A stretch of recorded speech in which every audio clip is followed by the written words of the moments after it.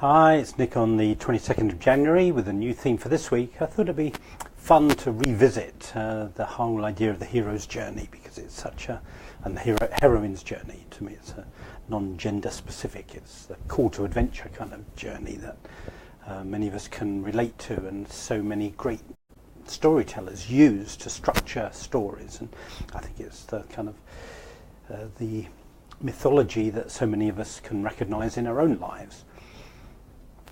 Because I think it's pretty universal. You know, it's been made popular by Joseph Campbell, who sadly died a couple of decades ago, but he studied all the world's religions and spiritual traditions and realised that underneath it there was a kind of common architecture, if you like, of what happens, and he called that the hero's journey.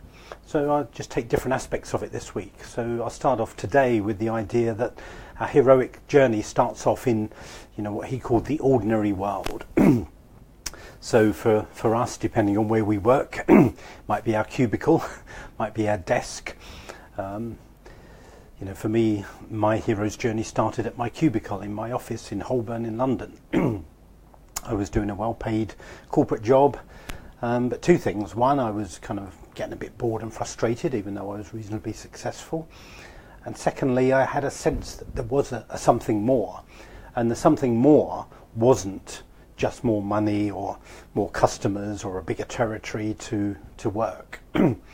So I started off in that ordinary world of corporate life, and the next stage of the hero's journey is what's called the call to adventure.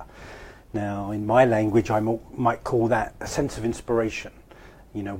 What we were born to do starts to call us. So usually through a combination of kind of boredom, frustration, even depression and unhappiness, and a combination of calling, inspiration, a sense of greater possibility, a sense of a greater sense of who we are, calls to us. So those two things are our call to adventure: sense of possibility and inspiration, and bored with what we're doing. So that's how our heroic journey usually starts, with inspiration, with a greater sense, an idea, an upliftment, a sensing of greater horizons, greater possibilities for us and our life. And then tomorrow I'll look at what usually happens next. But the first two stages are, we're in the ordinary world, and then we hear some kind of call to adventure.